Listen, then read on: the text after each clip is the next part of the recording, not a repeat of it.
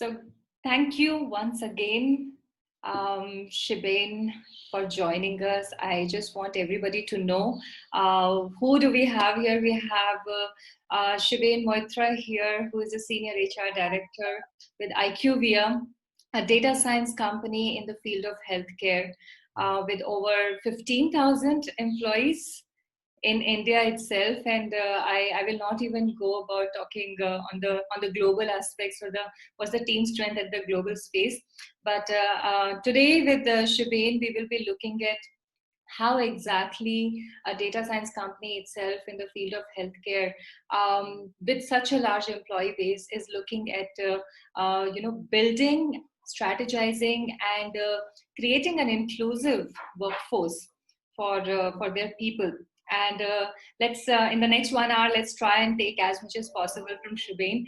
I told you in our previous call also that I will not be the one who will just throw questions at you and wait for you to answer. I'll be equally part of it.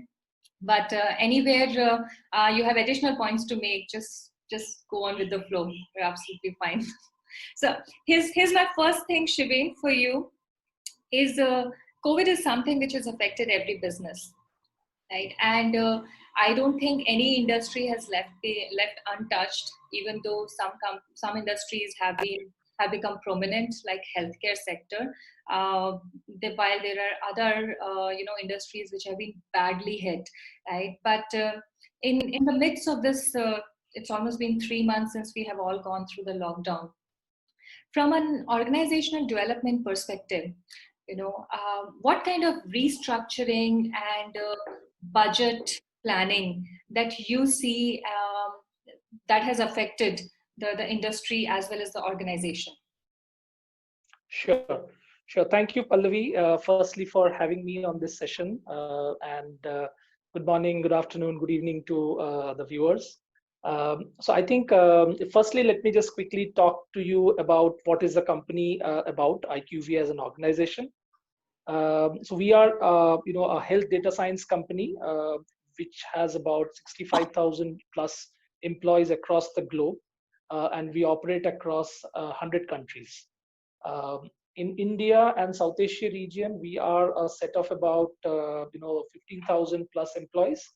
Across India, we have 14 locations in which we are spread across, and we have our presence across Bangladesh and Sri Lanka as well.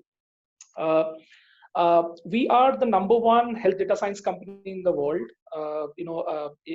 IQVIA happened through a merger of two large companies. One was Quintiles, which is the market leader on the CRO space, from the healthcare clinical side of the business, and we had IMS Health, which was a leader in terms of the data science part of the healthcare business, which came together about 4 years back to form IQVIA, and today we are the largest health data science company, so to say, right? So that's another challenge that you would have addressed, right? Two different entities coming together and then merging their culture and working dynamics. Absolutely, absolutely. So I think we are in a way past some of the initial hurdles. It's nearly 4 years now, and the merger has really worked out well. And today we are probably we are the market leader on the health data science. At one end we have deep knowledge of the clinical side of things, the therapeutic side of things, and at the other side we have market leading data with us, right? Data which has been built over the last 35-40 years.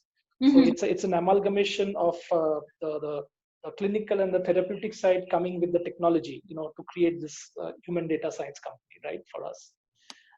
So with that as a background, yes, COVID has practically hit every industry, like you rightly said. And I mean, I don't need to call out that there are certain industries which are hit more harder than the others. For example, the travel and tourism industry, for example, or the hospitality industry is probably much harder hit than let's say some of the other industries which are still able to manage in some way, right? Right. However, the impact has been fairly negative across any industry that you can talk of, right? True. And we only hope that this scenario passes very soon.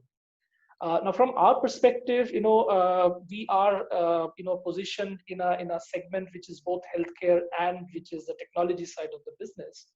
And from our perspective, while I cannot quote numbers, here, Absolutely but fine. essentially, we are very actively involved, with our clients in terms of the new drug development, Mm-hmm. in terms of any kind of new studies which are happening around COVID. In fact, we have multiple trials which are going on across the world where we participate in as one of the leading companies, partnering with with the drug development organizations. And at the same time, what we have also done very well, is we have moved a lot of these things onto our technology platform. And this is a journey which we did not take only because of COVID, but we were actually on this journey for a long time. Okay. So I can only say that from our company's perspective, we are probably a little lesser hit, to be honest, than maybe many of the other organizations or sectors which are much more Absolutely. hit very negatively. Yeah. So that's how it has been going for us. Yeah. No, but the challenges are real, right? Even if the degree of being impacted or affected by a certain scenario is less, but I'm sure that the budget's allocation and manpower planning is something that would have kept you also busy at your end. Absolutely. Absolutely. I will not say that the CFOs have not been busy, but CHROs have definitely been the busiest in the past couple of months. Yes, absolutely. So I think you rightly say that, with COVID coming in, a lot of our natural course of business has got disrupted.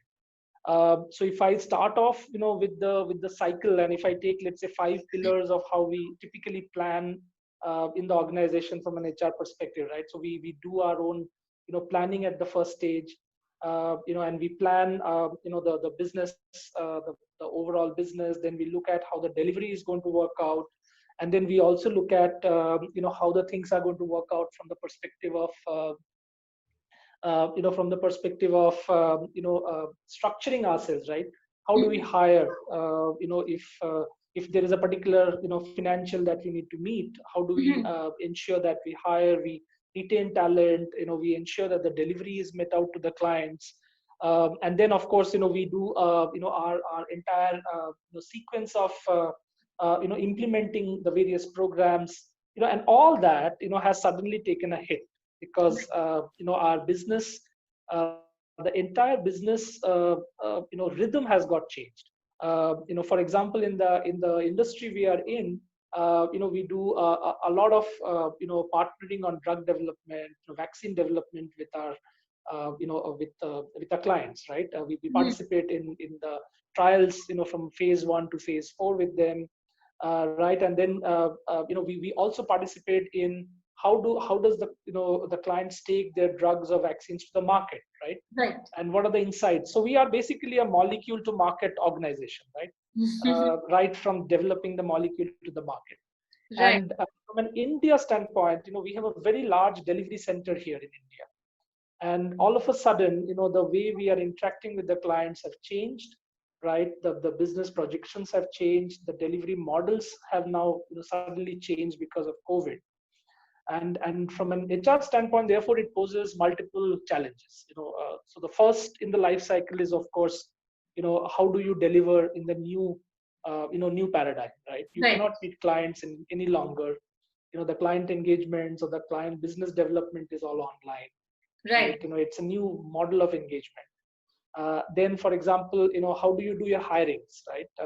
We were doing hirings, as in the bulk hirings were happening through walk-in drives, right? And then Mhm. we would have candidates come into our office to do a set of interviews, and then we'd close offers, right? And all that has suddenly changed. You cannot do a bulk hiring through walk-in interviews anymore, True. because you cannot get that infrastructure, to deliver anymore, right? So adopting to, changes in that is at one part. Right, The right. second is the whole game in terms of, employee engagement, employee retention has suddenly, changed now. So the models of engagement which we had before, will no longer work. So that's a very quick, adaptation that we had to do, right? Hmm. Some of the simple things, have which were not an issue before have now suddenly become a big challenge. For example, connectivity, or let's say, for example, internet connectivity or broadband connectivity was not an issue before, because we Right. had very good infrastructure in offices, and the entire infrastructure was there. Now we don't have that. So as an organization, we have gone ahead very quickly in enabling that part, right? True. Hmm. So then suddenly, we see wellness, have become a very, very core, to the way, things are getting delivered from an HR standpoint now, Hmm. right? Employees are very, very concerned about, the insurance program now. We are very concerned as an organization about wellness. So we Right. had to quickly get into the game. We put in a lot of, policies and processes to ensure that, we make our insurance program more robust, right? We do a Right. lot more communication around that. Then we ensured that, we have a lot of, things delivered on our wellness side, right? So Hmm. we do regular webinars, on how to remain, healthy, Right. and for various segments of employees, right? Mental wellness has become one of the big concern areas, with people under lockdown and not able to go out, people having to manage, work and home, right? Yes. And it's not only the women employees who are, stretching to manage work from home. It's also the men who are suddenly having to share, the home, chores, right? And True. that's an adaptation that we have to do. So we are doing a lot of these kind of wellness, programs to help employees adopt, right? Right. Right. Parents have to manage, kids, because kids are now, doing their schools from home, and that's a very different paradigm. We're doing, our sessions around parenting, right? So, many of these things, which we were possibly not doing or focused before, have Hmm. now suddenly come into the picture. So it's a very interesting time, and we as HR, I think, at least in IQVIA, we have been able to adopt very quickly. Hmm. Globally, we have launched, a lot of programs, and we have seen a very, very positive response to that from our employees. So then that's exactly the budget allocation that is perplexing for the HR leaders in today's time, right? Because while there's a lot of engagement and activities and infrastructure cost and activities cost which has gone away, right? There are no longer those Friday, celebrations or team meetings or team outings. All that is not happening, but that only happens when you're collecting that information, right? As there's a beautiful saying, and I think I will go back and I will identify where I heard this. But I do believe, Shiben, that the way we do one thing, we do everything, right? The fundamentals do not change. So, as a data driven company yourself, it is not possible that you're not collecting the data internally also and in every aspect, right? So, from an HR perspective, if we have to say that you do believe as an organization in the industry that data is the key to building forward anything, right? Be it healthcare or be it insurance, be it any other aspect, right? Does data remain as the key towards HR processes also? And if it does, then how exactly are you extracting the learnings from there? I'm putting an umbrella question here, but I'll be asking you more specific metrics around it later. Absolutely, sure. So I think you are absolutely right that, data driven decision making is the key, right? And we being, an organization which is heavily into analytics, and looking at data, in HR, that's no surprise that, we do the same thing here. Hmm. And some of the things, which we definitely look at as an organization, and I'm sure, any matured organization, in HR would do that, is look at, data across the board, right? And typically some of the things that HR in any organization would look at is data around your retention matrices, data around the hiring side of it, uh, uh, and then doing forecasting based on that.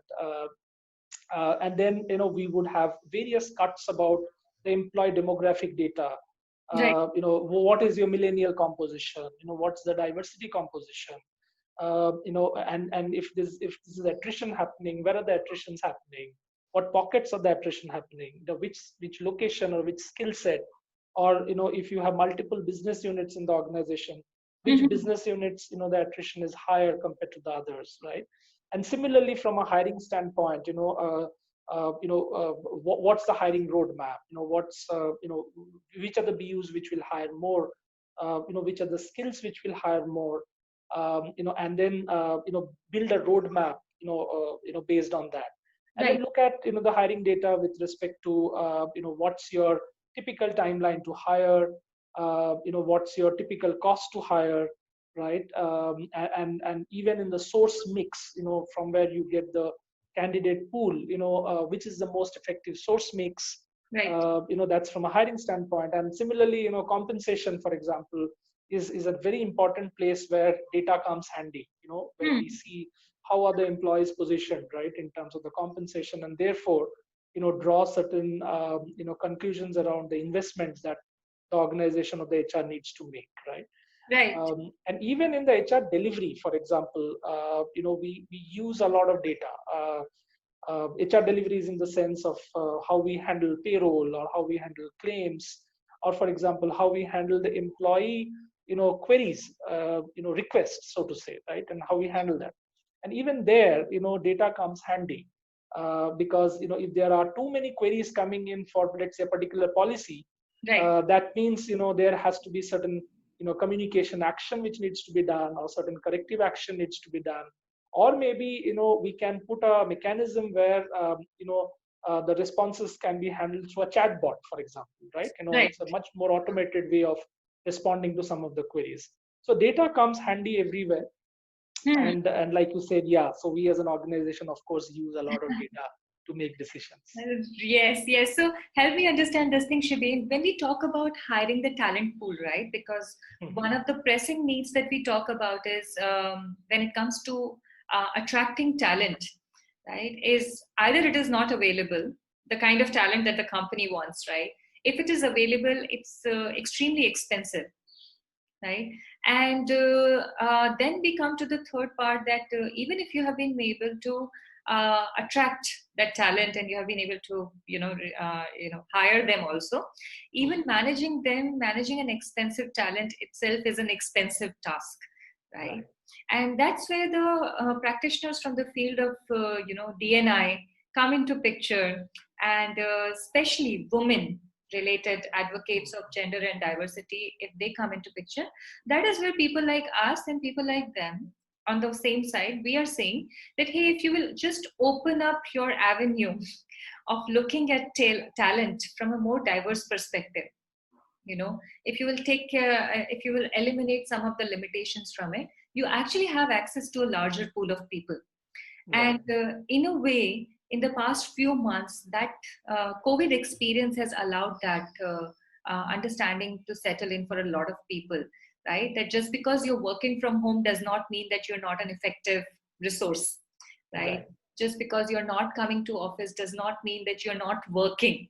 We do not really need you physically present, sitting in the same room or in the same floor in front of us and meet us for meetings day and nights for us to call you a valuable resource of the organization. Right? So many myths have been busted in the couple of months. Considering that into picture, um, inclusive hiring strategy, this phrase, has it always been part of the hiring philosophy at IQVIA? And if it has it evolved any further bit, in the past 4 months or in the past one quarter that we look at? Okay. Okay. Very good question. Yeah. Thank So I you. think yeah. So from a hiring standpoint, let me just give you a quick overview of what we do firstly, and then maybe I'll come to the specifics around diversity and inclusion bit of it. Sure. So I think from a hiring standpoint, our hiring, is spaced across, the entire gamut of, skill sets around, the clinical side of things, as well as, from the data science and the technology side of things, right? So we are a organization which has a fairly large number of employees and hiring that we do on both sides, right? Uh, and if we look at our hiring, mix that we do, we do a fair bit of hiring from the campuses, and we do a fair bit of hiring, as a part of the lateral inductions which we do. Right. Now, one of the thing which is very interesting and I think market leading for as far as IQVIA is concerned is that in India, we have a gender ratio in the organization of 49%, which is a phenomenal ratio if you look at competitors or in the market. Right? I agree with you. I just want to say, Ungender is very happy to hear this. Yes, you would be happy to hear that. Yeah, so we, it's an organization where, this has been the scenario for a fair bit of time, and it's in the DNA of the organization that, we are, an organization which is very inclusive and which is very diverse, right? At least from the gender perspective. Now, when we look at hiring, from our perspective, it's so well integrated as a part of the culture that the diversity and inclusion is something which we don't think of twice, honestly. When we I have worked in organizations where we had to have a diversity target for hiring to go out, right, and say that okay, this is the target that you have to achieve, because the numbers were so abysmally low and the organization need to focus on that. Right. But in IQVIA, while of course we focus on that, but I think from the first step in terms of building an inclusive mindset, right, that issue is not there anymore. I think the managers, when they do hiring, when our recruiters go out and do hiring, it's all a part of the overall DNA of the organization. So that's the first point. Now, having said that, is there no challenge with respect to diversity and inclusion? Yes, of course. Diversity and inclusion, we know where are the areas that we need to focus on, right? Right. There are challenges, particularly at the senior levels, right? Because overall the pipeline in the market also is scarce. So so that probably is one of our area of focus. Similarly, we are also now increasingly trying to focus on areas around LGBT, right, and building an inclusive mindset, around LGBT, right. We are also looking at areas if we can work around the people with disabilities, the PWD, categorization of diversity, right, and see what are the things that we need to put in there, right. So I think if I look at our strategy, we have the gender diversity as one of the tracks that we kind of closely monitor, and where we are really market leading with 49% diversity. Right? And the other two tracks are probably the LGBT and the PWD for us right now, where we would increasingly put our focus on. Okay, so something for our audience to understand here, Shiben, right? There's a lot of cost that goes into identifying these talents, and you are, of course, creating parallel hiring strategies, right? You cannot use the same strategy for hiring people with special abilities vis-a-vis hiring people from the trans community, and looking at attracting talent from let's say women segment, right? So there's a cost associated with it, and then of course there are returns from it, but that realization on the return only happens when you have gone through the whole cycle and you have waited for the results to come out. Right? At the initial front, most of the organizations and leaders are concerned with the planning associated with it, the strategy that you have to come up for it. There's a lot of legwork required, and then everything has a cost, right? To be honest, if we have to suddenly say that we are going to start hiring people from the trans community, you have to invest a lot in sensitization. right? And then you have to make sure that you reach out to the right channel partners who will be able to provide you, because you cannot just publicize these openings on the regular channels, and there are individuals from trans community who are waiting, right? And how do you suggest or recommend, with your detailed experience around it, what's generally the cycle that how much patience is required? And there is a lot of patience that one needs when you're putting these long-term strategies in place. What would you say for other leaders who are just thinking about, whether to hire or not hire, whether to build inclusive hiring strategies or not? Okay, sure. So that's an interesting question. Yes. Yeah. So I think organizations at various maturity curves will have to define the numbers and the return on investment. Can I interrupt? Sorry, I just want to Sure. add one more variable in this question. Mhm. Only because we speak to a lot of organizations who are at a different maturity stage, like you just said. So I got this reminded.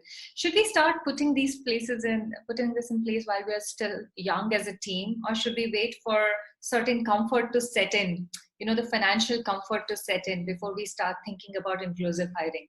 Just wanted to plug this in while you answer the question. Right. So I think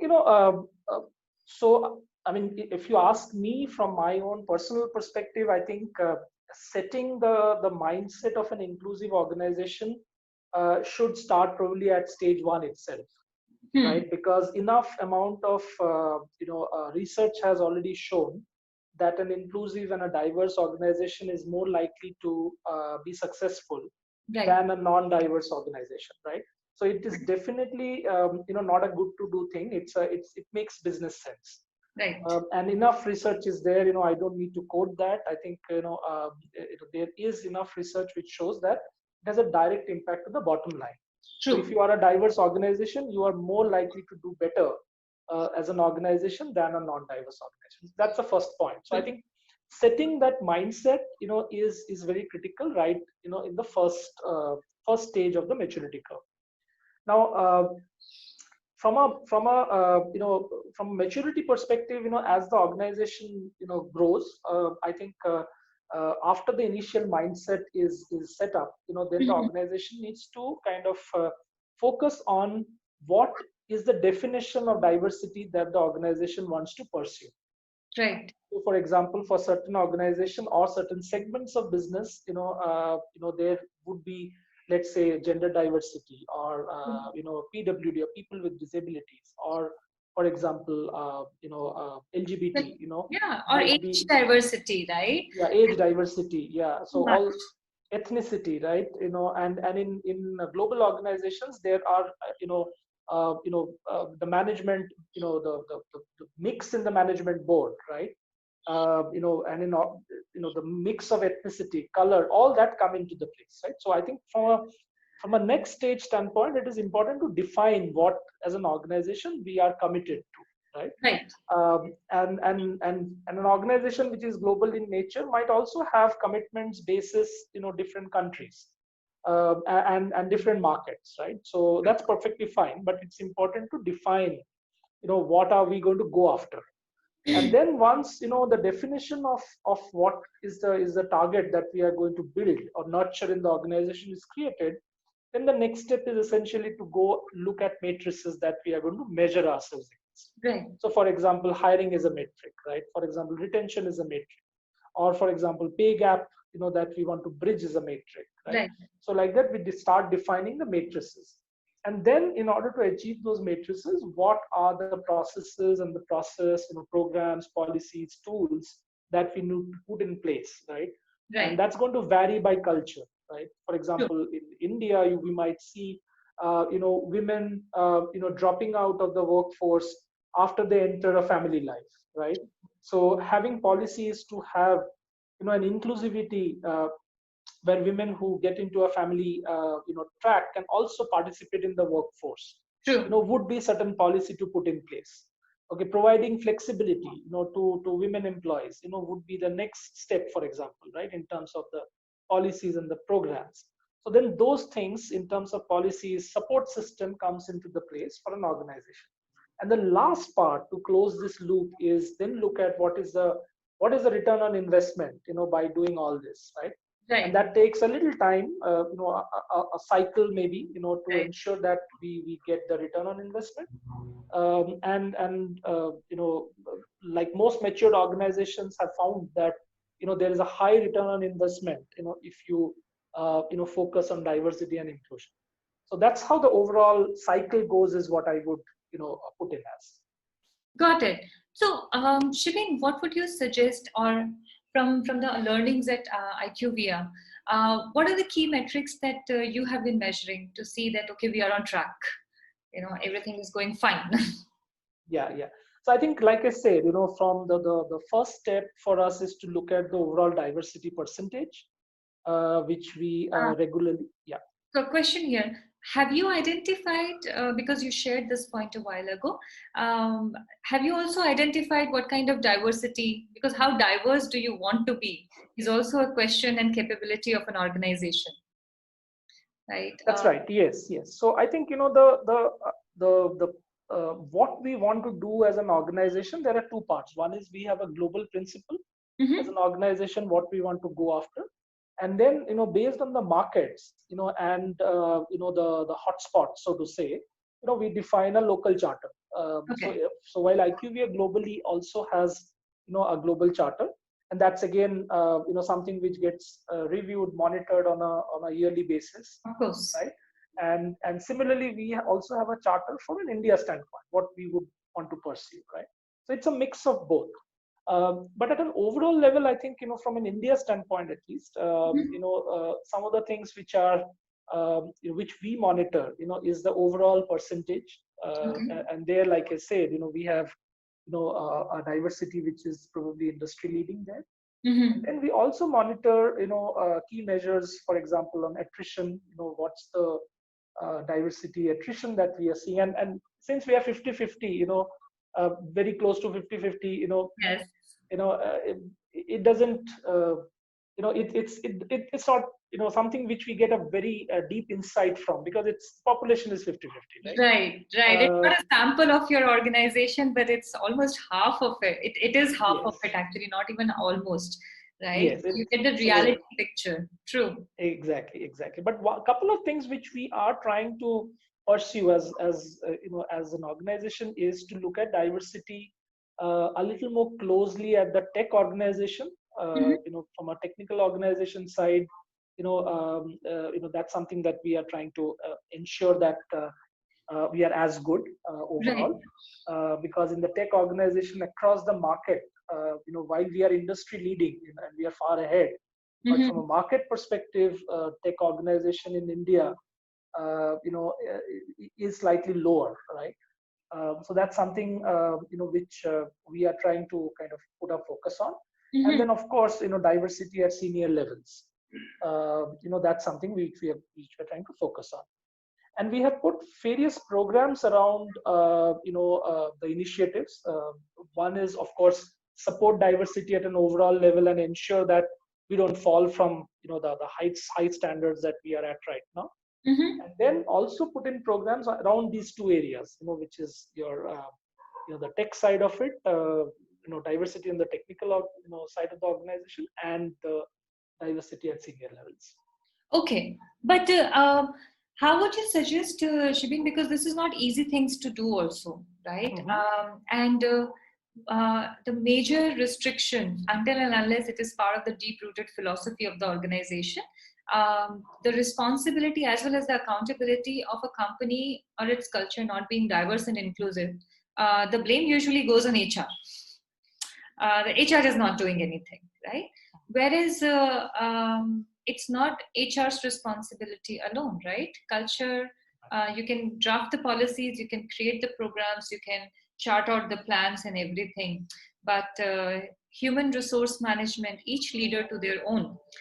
It's a functional responsibility. It's at a team leader's responsibility, and so much that goes into it. And a lot of times it's the HR which will be driving it, right? It may not always come as part of the deep-rooted philosophy of a company's value system. At that point in time, it becomes very difficult for HR to bring the best practices from, let's say, other industry players and Right. make a business case out of it, right? Right. And any quick turnarounds that can be introduced without what are the smallest things or the smallest steps that an HR leader can take to introduce this culture of diversity and inclusion in their workplace? Right. So I think, like you asked a question before, that how do you make decisions based on data, right?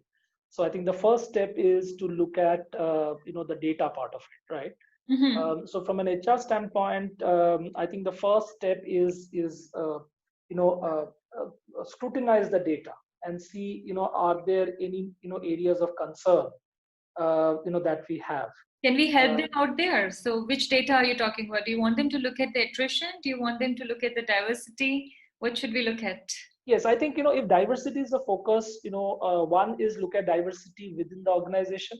Mm-hmm. What's the percentage? What's the composition? Where is Right, the diversity there? Is it at the lower levels or is it at the mid level? And typically, diversity at the senior levels are generally low. So, right. look at that composition, Mm-hmm. right? And then look at, what's the inflow that you are having from a hiring standpoint. Is the Mm-hmm. diversity, which we are hiring from the market, what is the composition of that? Are we getting enough candidates, in the pipeline? And look at areas. So that's the data part of it. And then if you look at retention rates, attrition, is diversity there in certain pockets? For Mm-hmm. example, is it there in certain, certain seniority in the organization is more, or in the life cycle of an employee, we see dropouts, Right, attrition, suddenly spiking up, and then analyzing the reasons for that, right? So that's the first piece of the data.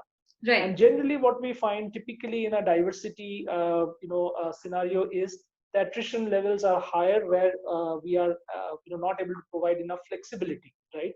Hmm. To the employees. Particularly in India, flexibility is very, very important to nurture diversity in the organization, right? Yeah, I think we are one of those countries which works round the clock 24/7. If there is no Absolutely. flexibility, people will burn out. Yes. Yes, absolutely. So that's one way of looking at it. So I think data is something that is a first eye opener for any management. Hmm. So if we have certain, hotspots there, then the idea is first look at the data, and then that opens up the first channel of discussion with management. Right. Now, yeah, then we look at, what are the things that we then therefore need to build, to create that. And there, I think the management commitment is needed. That, and that's an underlier that if a management is committed, to support it, then the investment and the mindset, gets drilled down across the organization, Absolutely. and that helps, create that the overall culture in the organization.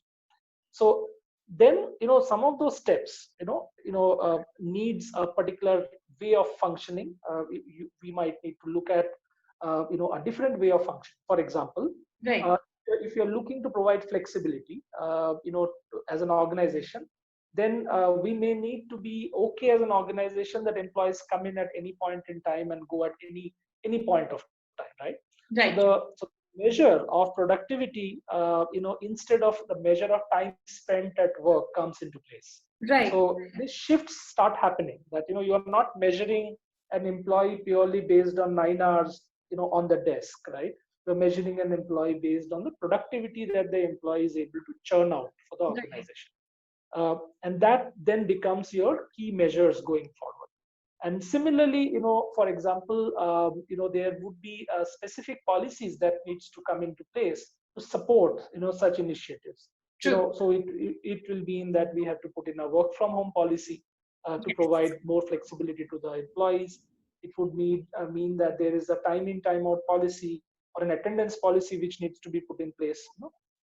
So those are the systemic things that HR then needs to get into Right. and put in place for the employees.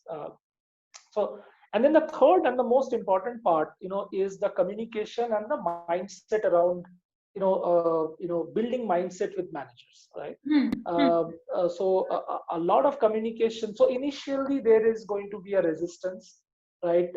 In the way things were happening before to now. For Right. example, if an employee is not present in front of the manager, Right. when you have a manager who is used to the team present in office in front of him or her and delivering work, and suddenly the team is working, let's say, 4 hours in office and 4 hours from home, True.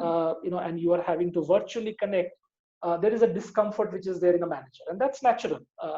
So then the mind shift,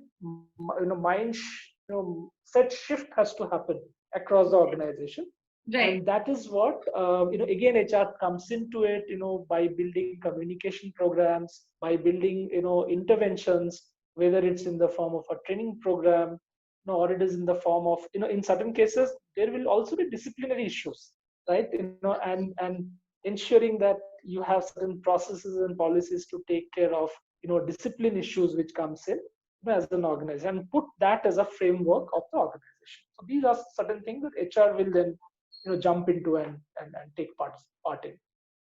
True, true, and it is a lot of planning, and there's a lot of work that needs to be done, starting from the very simple thing to even start looking at what kind of diversity is there in an organization. Because at the base level, what information is being collected about individual members as they are joining in is itself a huge task, and at the back end, how much of this information is being stored in a structured manner once again is another I won't call it technical, but a more of an operational or a procedural gap that exists for several organizations. And because it's a new territory, it takes a lot of time for HR to put things together before they even, excuse me, before they even put it together and present it as a strategy, right? But Shibeen, does succession planning, because employee retention, the main reason why we want to have people, right, is the or good talent in our organization is so that they continue growing with the organization, and of course, it's a balanced equation. Everybody grows, right, with a good talent. How exactly does succession planning, or whether this is a good selling strategy to the management when we talk about why we should invest so much in taking care of, employees, not just from a good salary perspective. Like gone are the days when just giving good salary was enough for people to continue being in the organization. Right now, there's so many softer aspects and other ancillary things that has come in. Insurance has to be there, then support to have a healthy mental well-being has to be there. New compliances are coming in. Of course, the POSH Act has been there for 6 years. Now the Transgender Persons Protection Act has come into picture. We already have PWD Act in picture. So there are a lot of activities that are related to compliance also, right? So much that an organization now needs to do and be concerned about when you're taking care of your employees, other than just making sure that we are giving them good salaries, right? And yet, all of these put together may still not be enough if you do one thing wrong, right? Because we also have various forums like Glassdoors, and of course, social media is an open sea for everybody to, write down their queries. So you need to make sure that you also have a redressal mechanism which is actively working internally, and always making sure that before somebody else decides to talk to somebody outside the organization, they meet us first as a redressal committee. So it's a continuous process, right? There is no rest period that, okay, we have done this much and now we are good. We are good to Right. go for so many years. All this is happening because we want to nurture leaders, right? More people who are growing in the organization, attuned to the values, attuned to the culture. The philosophies and the values are already ingrained in that individual. Does this work as a selling strategy to the management? And if yes, then how do we actually measure whether a succession planning? Because nobody is measuring it. Also, for that also there's a lot of work that needs to go in from the time a person has joined till the time that they are. So the whole employee journey has to be tracked. What are your thoughts on this one? Sure. Yeah, it's a very very valid question. And particularly for industries in India which are essentially around the tech side of the business, the healthcare side of business. It's very, very critical, to business in itself, right? So retention is not an HR problem. It's a business problem now, right? If we can't retain people, we don't get revenue. It's as simple as that and as critical as that.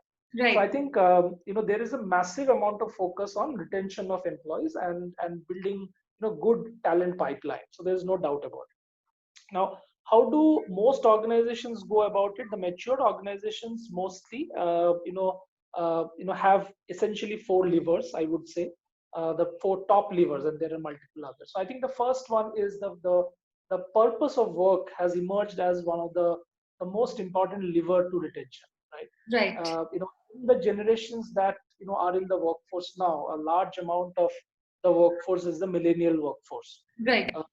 And in organizations like us, we have a huge amount of millennial workforce, right? Mm-hmm. And for the millennial workforce, the purpose of work has emerged as one of the most important things, even more important than compensation. Okay. And that's come out in multiple surveys, global surveys. So so purpose of work, what am I working for? Is it contributing to the society at large? Is an Hmm. important question which the millennials and the workforce in general is asking. And the Right. second lever is, of course, opportunities. Opportunities of growth, opportunities of learning. This is definitely the second most the critical point.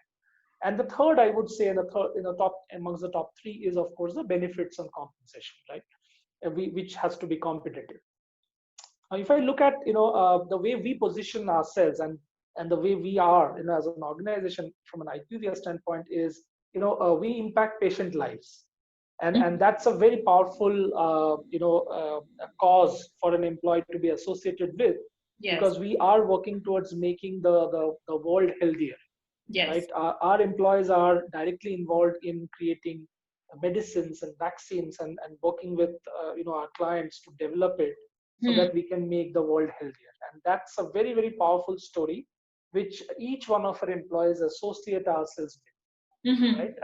And that for each of the industry is going to be different, which the organizations needs to identify.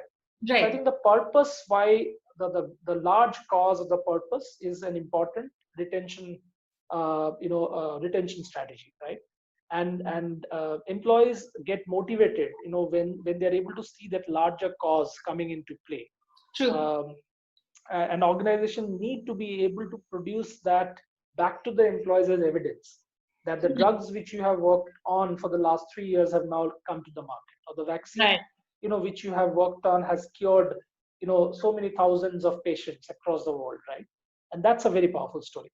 Then comes the second lever of opportunities and growth, uh, and that's key, because that's very essential to me as an individual, that Hmm. an organization which can provide multiple roles or careers in the organization, which is diverse, where you don't get stagnated after doing the same role for 3 years, and you can get a flavor of working from, let's say, a client engagement kind of a role, to a business development kind of a role, to a delivery kind of a role.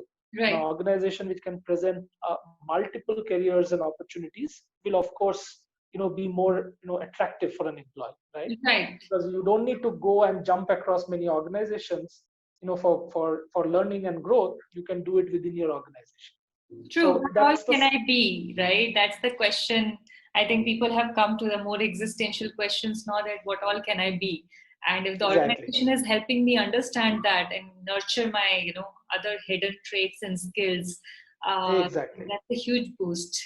True. Please, absolutely please absolutely carry on. Yeah, so that's the second thing. And then along with that, the subtle, more subtler issues like, can I get my real self to work, right? From that perspective, which all comes into the picture. Um, can't hear you.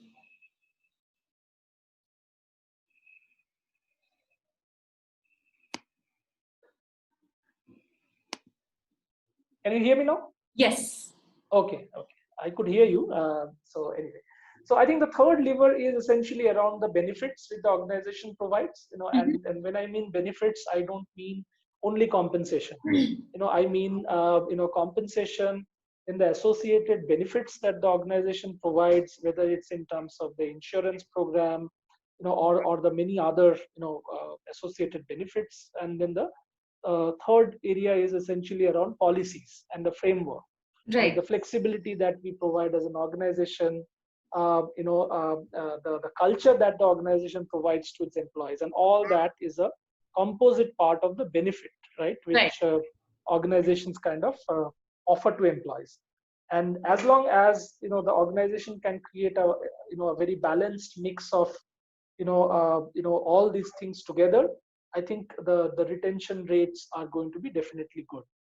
Now, coming to your next part of the question around succession, right? Right. And how do you ensure that succession is maintained? Most organization, and including ours, focuses a lot on succession planning, right? And that can happen, at multiple levels. And most organizations would do a succession planning, of course, for the senior level roles, right? And there is, a methodology where the organizations look at, for key roles, are there 3 or 4 successors for those roles, Right. and how do you build some of those people? Just a sec, there's a Right. Yes, I'm loving these working times. Everything is yeah. so much. So there's a fighter jet going, I think. Great. So I think, yeah. So coming to the succession, I think succession is key, because that's where one is, you look at your key talent in the organization, and most organizations would do succession planning definitely for their top roles. Your CXO and your CXO -1 roles. But Right. organizations which can do succession planning at a much deeper level, would gain more, right? Because if you can drill it down to multiple levels, below the CXO and the CXO -1 level roles, your ability to react faster, and also invest on your critical talent becomes better. For example, Right.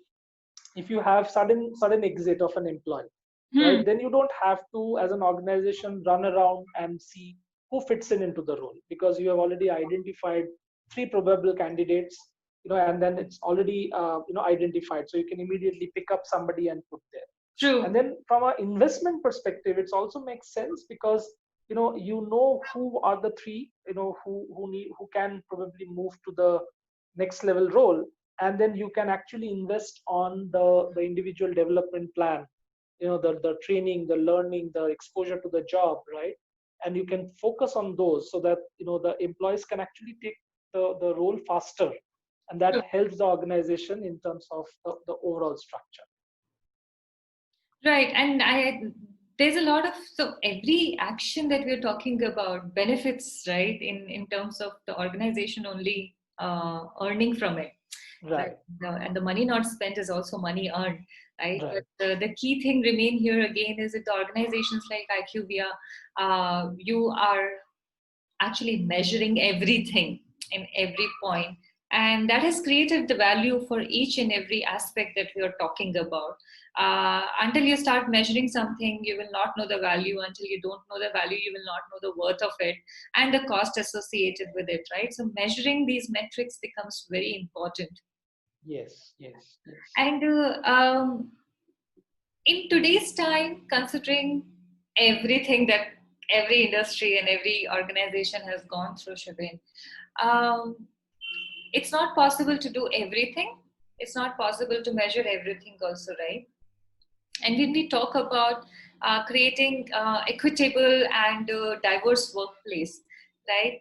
What for you also, because unless you tell me that you have arrived as an organization, which I which I doubt, because it's a continuous process, what remains to be the biggest challenge for you as an organization and as a leader who is leading the organization on the path of being an equitable and diverse workforce?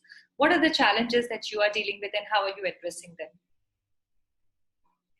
Yeah, so it's a very interesting question, because, like you said, it's a continuous journey. You never have arrived, so to say, right? One as an organization needs to continuously look at the inclusion as as a charter, and that keeps shifting year on year, because your areas to so while the overall guideline and the principle of inclusion and the focus remains constant, but your pockets of focus keeps shifting based on the years, or for example certain legislations being passed, Right. right? And based on that you kind of recalibrate your strategy. Hmm. I think if I were to look at our strategy, we as an organization are focused on inclusion, right? So there is no doubt about it. And we look at matrices, we look at how best we can support the organization in terms of policies, processes, etc. uh, but like I said, each year we look at what should be the next set of calibrated approach, right?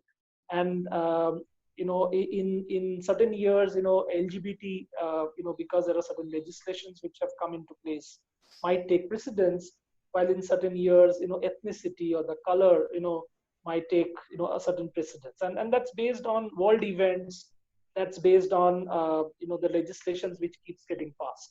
So Right. I think we would probably look at it from both the regulatory perspective, Mm-hmm. right? What's coming into place as HR, and then from an overall mindset and an inclusion mindset perspective, which Hmm. is I think the bigger issue, so to say, to track, right? And yeah, and kind of put in place the overall inclusion mindset as a whole, Hmm. right, is an important challenge for HR. Yeah, so inclusion challenge as the new workforce is joining, or you're saying vis-a-vis the different developments which are happening across the world and in the different scenarios? I would say both. So it's both, because it's not either or. So we will have to be dynamically associated with what's going on around us, Hmm. what's happening in the society, how are things perceived, right? At the same time, what are the laws passed, Right. right? For example, just to give an example, for example, once LGBT came into the place, Right. and we as an India became more open to it. From organization standpoint, we looked at how can we help the organization, by putting in a, let's say, a medical insurance claim policy for partners, right? For Hmm. same-sex partners, right? And then we did it as one of the pioneering, companies. And this year, we have a policy which is very progressive, where we cover LGBT partners as a part of the I'm medical smiling insurance claim. year to year just because it makes, and I'm sure the whole team at Ungender very happy every time we hear such things. I have to talk to you separately on this one also. Sure, So sure. you put in policy for same-sex partners in the That's right. organization. That's right. Yeah. So that's a very important step from our perspective, right?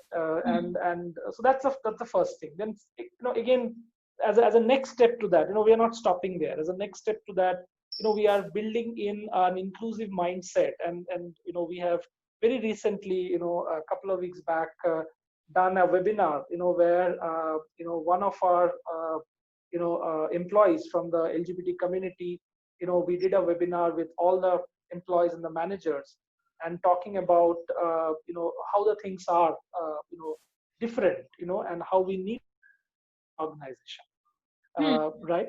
And that's seen a phenomenal reaction, right? Yeah, From all segments of employees, that they really appreciate that we are an inclusive organization. So I absolutely. think what so what I'm trying to say is that based on the events which are happening around, we will build policies and processes, and we will build an inclusive mindset, and then again go back and look at what's happening around, to come back with what more needs to be done. I think that's how we will keep evolving, and most organizations would need to do it that way. No, that's true. That's true. And thank you for putting it so bluntly that there's no stopping. There's no end point, right? There's no one place where you can reach and you can say that we have arrived. Our mandates have been accomplished. Either it happens because of government regulations changing, or economic situations changing, or new laws being passed. or even if internally new people joining in the organization, the culture and climate of a company will keep evolving. And from a nature perspective, you have to constantly keep a very close watch on it and see what adjustments need to be. It has to be a very agile environment which keeps adapting to the different needs of its people. And it's a never ending process. So Absolutely. there's no other way to put it and say Yeah, that yeah, it's an easy task, right? Just talk to your absolutely, people and then absolutely. you're spotted. Great, Yeah. great. And then one more thing, maybe Pallavi, I can talk about, and that's something which is probably relevant across many organizations, is the diversity around millennials, right? Hmm. And that's something which most organizations, including ours, will face as we go forward. Right. Having multi generations of workers in the same workplace, right? Hmm. And how do you manage that diversity? And we are an organization which has a huge number of millennials. I mean, our numbers are upwards of 75%. Hmm. uh, Hmm. so we understand how do we handle that diversity very well. And the idea is that every year we look at what are the things which will engage the millennials, Right. uh, right, and ensure that those things are in place.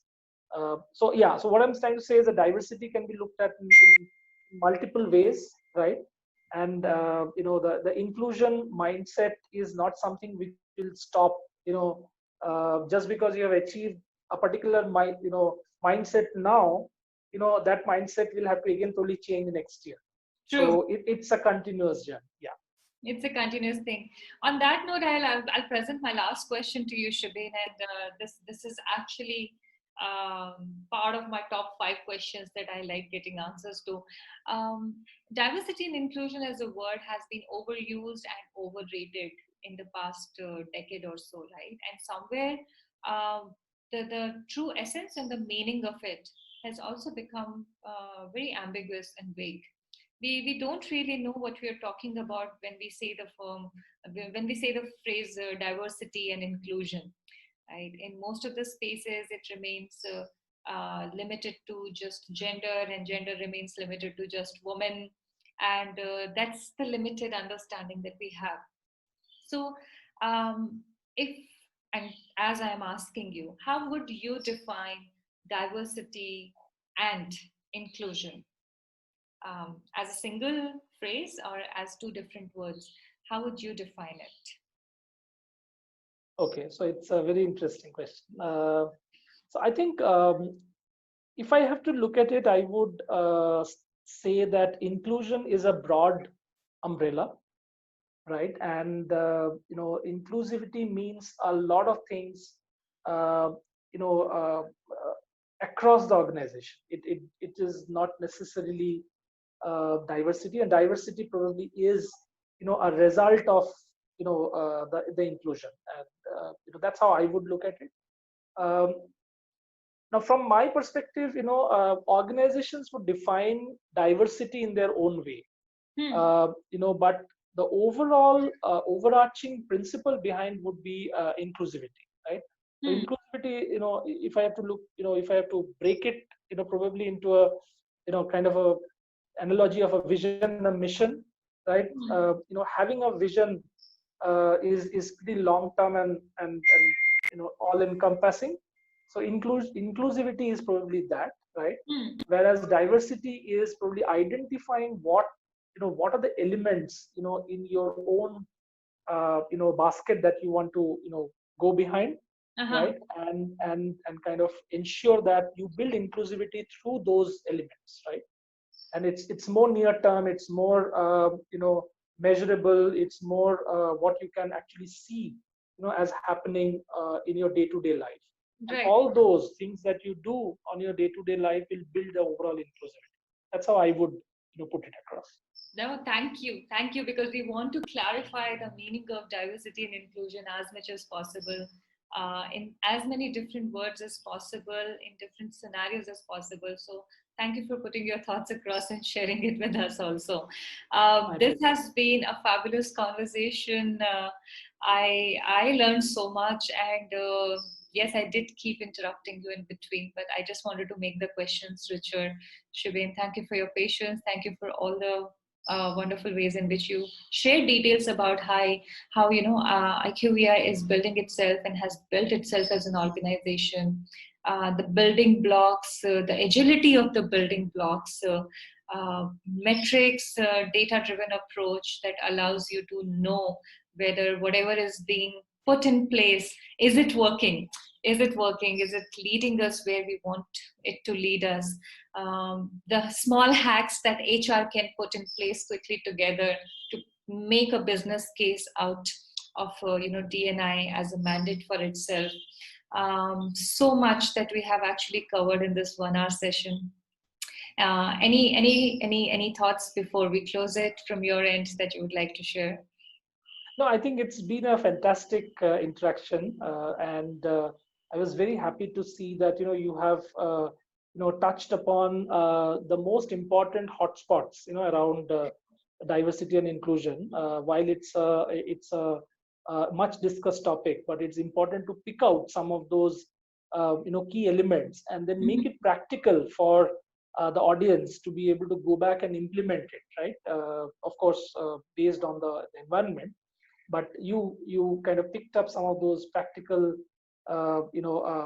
tips, so to say, in your question. So that's a fantastic interaction that we had, and I'm happy that we could discuss so many topics in the last 1 hour.